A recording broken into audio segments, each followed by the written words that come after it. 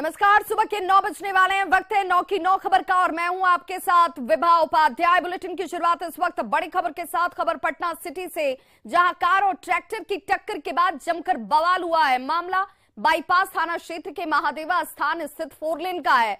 बताया जाता है कि एक बेकाबू ट्रैक्टर चालक ने बारात जा रही कार और बाइक में टक्कर मार दी, जिससे कार सवार बाराती आक्रोशित हो उठे और ट्रैक्टर चालक की बीच सड़क पर ही जमकर धुनाई कर दी गई। तस्वीरें एक्सक्लूसिव इस वक्त आप अपने टीवी स्क्रीन पर देख पा रहे हैं। ये पटना सिटी के बाईपास की तस्वीर है, जहां पर कार सवार लोगों ने ट्रैक्टर चालक की जमकर धुनाई की है। पुलिस ने ट्रैक्टर चालक को हालांकि हिरासत में ले लिया है। घटना की जानकारी के बाद पुलिस मौके पर पहुंची थी और पुलिस ने आरोपी ड्राइवर को हिरासत में लिया, भीड़ के चंगुल से निकाला। ट्रैक्टर चालक के शराब के नशे में धुत होने की बात कही जा रही है।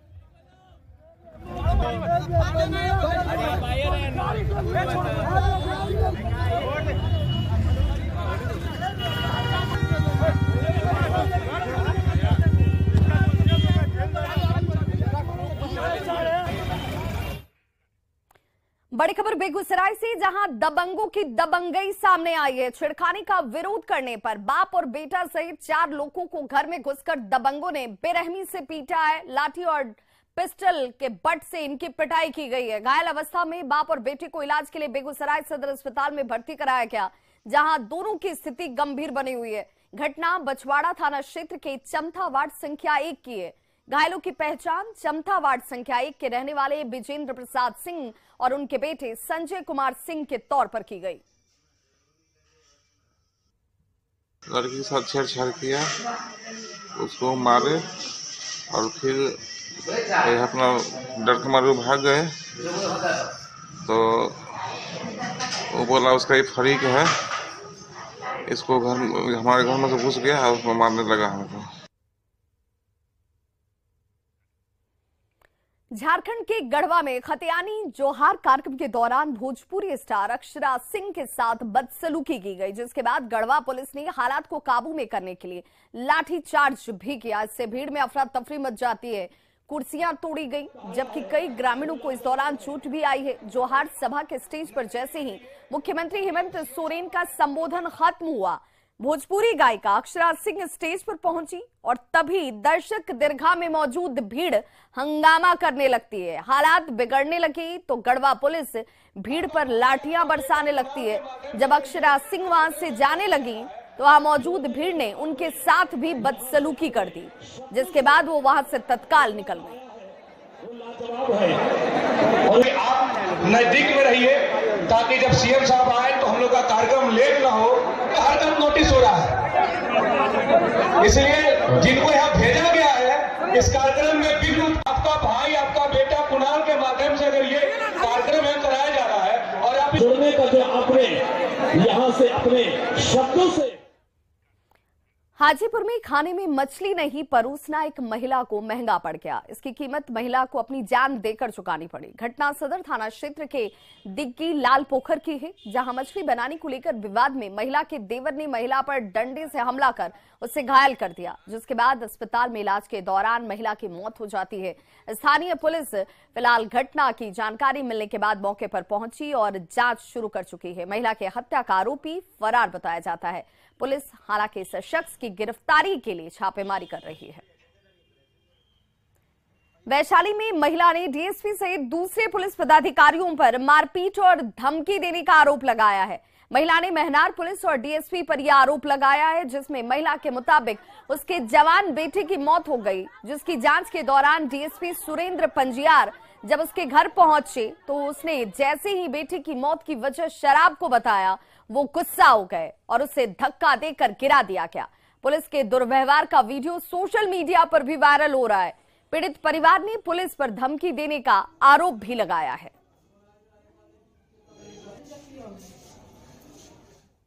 बुरा पड़े महनार थाना डीएसपी साहब है ना, उसके बाद हमारा बेटा छोटा बेटा के पूछ रहे थे इसको दोस्त कौन है बताओ, तो उसके बाद हम पहुंचे तो कहे कि तुम बताओ आदमी को इसका दोस्त साथी कौन है, तो हम कहे सर हम नहीं जानते, लेकिन जबरदस्ती कहते हैं जो बताओ तो धक ले जाए।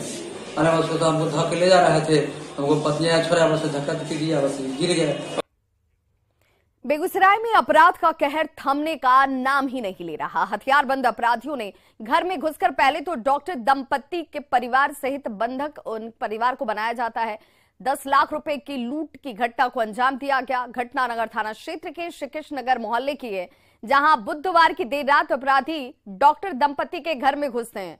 परिवार को बंधक बनाया जाता है। लूट की घटना को अंजाम दिया गया। स्थानीय पुलिस फिलहाल अब इस पूरे मामले की जांच में जुटी हुई है। हालांकि अभी तक इस घटना में किसी की गिरफ्तारी नहीं हुई है। बंधक बना के एक हाथ से मुंह दबाए हुए था, कमरा का लाइट वगैरह ऑफ कर दिया। वहां से भी ऑफ करते हुए ही लगता आया था। यहाँ भी अंदर घुसते कमरा का लाइट ऑफ कर दिया और एक हाथ से मेरे मुंह को दबाए हुए था, एक हाथ से चाकू लगाए हुए थे।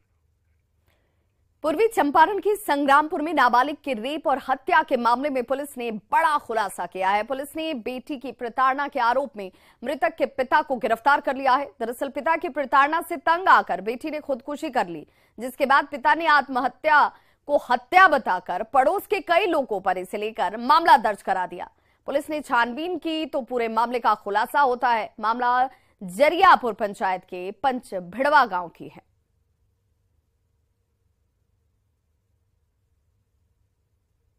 वैज्ञानिक अनुसंधानों के आधार पर कल इसमें जो है मृत युवती के पिता को अरेस्ट किया गया, जिन्होंने इकबालिया बयान भी दिया है कि उन्हें ये सूचना मिली थी कि ये जो युवती है इसका प्रेम प्रसंग किसी लड़के के साथ चल रहा था, जिसको उन्होंने रंगे हाथ पकड़ लिया था। इसी से क्षुब्ध होकर के युवती ने घर में आत्महत्या कर ली और उसके जो है लाश को ठिकाने लगाने के बाद इन्होंने ही गला काट के कपड़े अस्त व्यस्त कर दिए।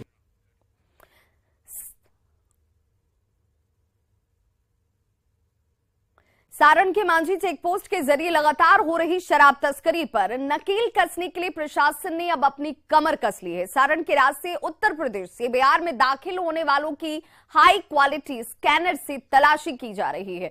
यह नया स्कैनर कहीं भी छुपा होकर रखे गए शराब की बोतलों को बाहर से ही देख लेता है और इस स्कैनर के आने के बाद से अब उत्पाद विभाग का काम काफी हद तक आसान हो चुका है। इसके साथ ही जांच में भी अब पहले से काफी कम वक्त लग रहा है और यही वजह है कि इस धंधे में शामिल लोगों के बीच अफरा तफरी है। प्रत्येक गाड़ियों को स्कैन किया जाएगा। वो हैंड स्कैनर है, जिसमें कोई भी गाड़ी यदि के अंदर किसी तरह का बॉटल का ये शेप नजर आएगा तो उसमें वो डिटेक्ट कर लेगा, फिर हम लोग उसको जांच करेंगे। इससे क्या फायदा होगा? इससे लगा कोई भी, जैसे कि हम लोगों को गाड़ियों को सर्च करने में काफ़ी समय लग जाता था, एक एक गाड़ी को हर सामान को उतार के जांच करना पड़ता था। यह स्कैनर हमको डिटेक्ट करके बता देगा कि इसके अंदर में बोतल शेप का कुछ है, हम लोग उसी गाड़ी को और उसी सामान को चेक करेंगे।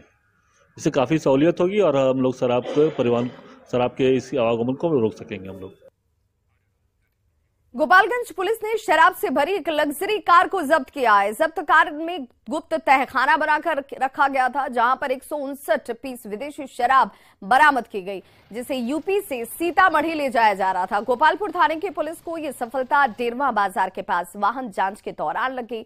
वहीं एक तस्कर को गिरफ्तार किया गया है, जिसका नाम मयंक कुमार बताया जा रहा है, जो सीतामढ़ी का ही रहने वाला है। लगातार पुलिस के चेकिंग के तरीकों को देखते हुए जो शराब के व्यापारी उन्होंने अपना तरीका बदला है। यह एक एकदम नए तरीके का शराब तस्करों ने ईजाद किया है, लेकिन पुलिस ने इसको भी पकड़ा है और ऐसे जितने भी तस्करी के नए नए मामले तरीके तस्कर ईजाद करेंगे पुलिस पकड़ेगी। मुश्किल में आईपीएस अधिकारी अमित लोढ़ा इस वक्त आ गए हैं। आईपीएस अमित लोढ़ा पर एफआईआर दर्ज कर ली गई है, जिसमें वित्तीय अनियमितता का आरोप इनके ऊपर लगा है। विशेष निगरानी इकाई यानी कि स्पेशल विजिलेंस यूनिट एसवीयू ने दर्ज कराई है एफआईआर और इसी वजह से अब आईपीएस अमित लोढ़ा की मुश्किलें बढ़ती हुई नजर आ रही हैं। भ्रष्टाचार के आरोप में ये केस दर्ज किया गया है। कंपनियों से लेन देन का ये पूरा मामला, जिसमें गया के पूर्व एसएसपी ने की थी शिकायत और इसी मामले में अब ये बड़ी कार्रवाई की गई है। आदित्य कुमार ने इसकी शिकायत की थी और शिकायत के आधार पर जांच शुरू की गई। जांच में लेन देन में गड़बड़ी का खुलासा पाया गया है और इसे लेकर अब आईपीएस अधिकारी अमित लोढ़ा की मुश्किलें बढ़ चुकी हैं।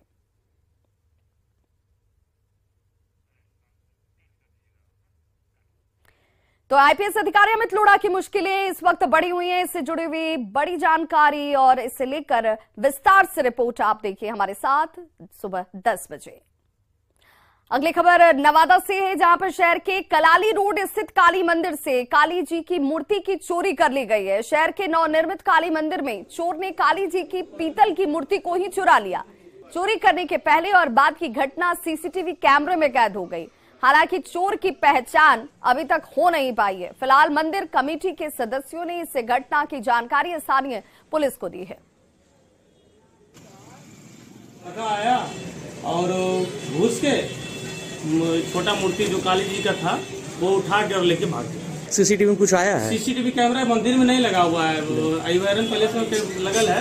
उसमें देखा कि उधर से कोई एक लड़का आया और मंदिर के अंदर गया और फिर उधर से झकझोर लेके निकल गया, पूरा मुंह कान झाँप लेता।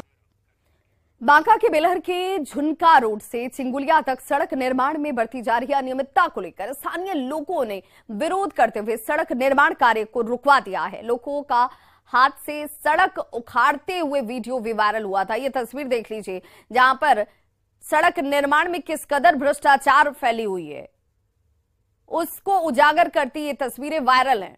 न्यूज 18 ने इस खबर को प्रमुखता से दिखाया और खबर को दिखाने के बाद इसका बड़ा असर हुआ है। ग्रामीण कार्य विभाग के कार्यपालक अभियंता अपने कनीय अभियंताओं के साथ सड़क की जांच करने के लिए पहुंचे। इस दौरान सड़क निर्माण के कुछ भागों की कटिंग कर उसे कुछ भागों की जांच कराने के लिए लैब भेजा गया है।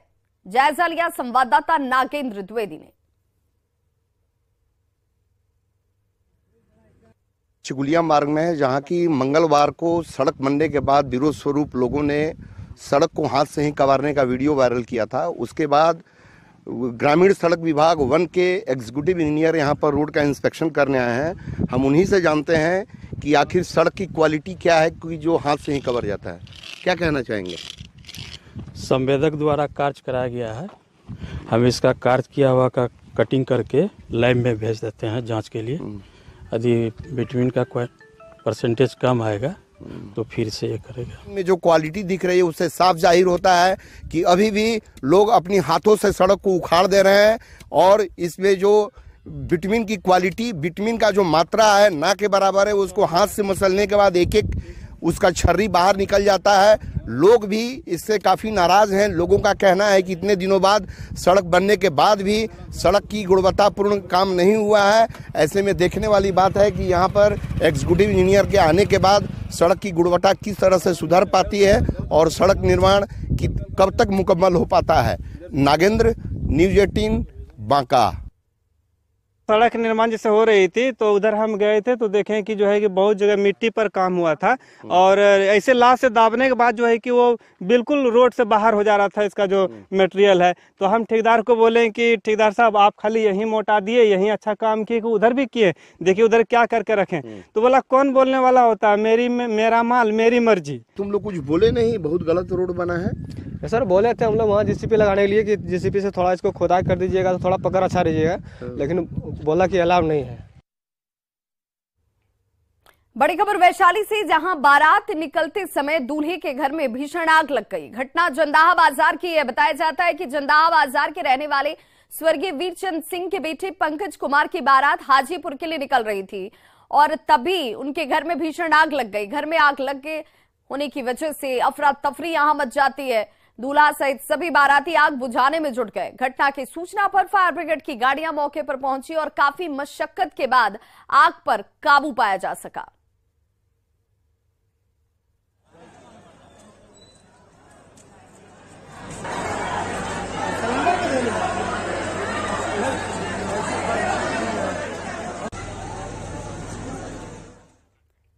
वहीं बड़ी खबर इस वक्त बोकारो से आ रही है, जहां पर 7 दुकानों में भीषण आग लग गई। सारा सामान इस दौरान जलकर खाक हो गया है। बारात में पटाखा जलाने के दौरान बताया जा रहा है कि आग लगी। 3 घंटे के बाद आग पर हालांकि काबू पाया जा सका। 10 लाख के नुकसान का अनुमान इस आगलगी की घटना में अंदेशे के तौर पर जाहिर किया जा रहा है। सेक्टर 6 थाना क्षेत्र की यह घटना है और बारात में पटाखा जलाया गया और उसी की चिंगारी से आग लगने की बात कही जा रही है।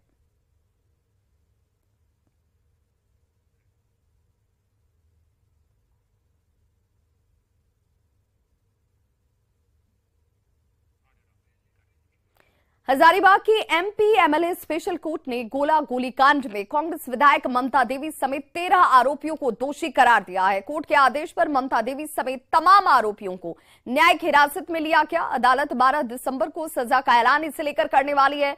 ऐसे में अदालत से 3 साल से ज्यादा सजा अगर मिलती है तो विधायक ममता देवी की विधानसभा सदस्यता भी खतरे में आ सकती है। साल 2016 में इस घटना को लेकर एमपी एमएलए कोर्ट में पिछले कुछ समय से स्पीडी ट्रायल लगातार चल रहा था, जिस पर अदालत ने अहम फैसला सुनाया।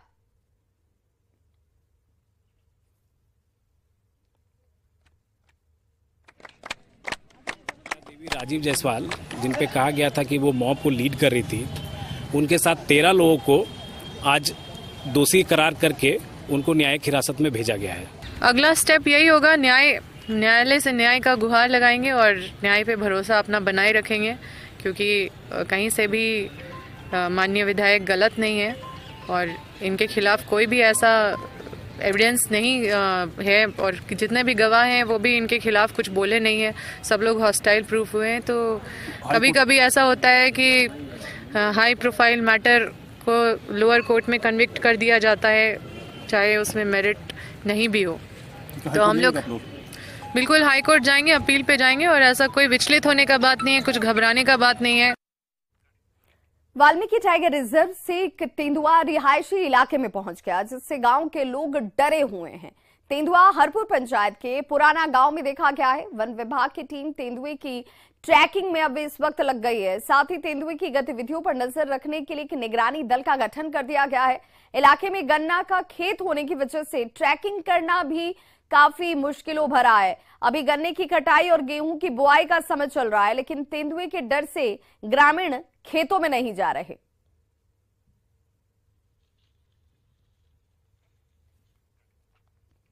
और अब बात मौसम के हाल की, तो बिहार में ठंड में तेजी से बढ़ोतरी हो रही है और कनकनी का एहसास सब लोगों को होने लगा है। राज्य के न्यूनतम तापमान में लगातार गिरावट हो रही है।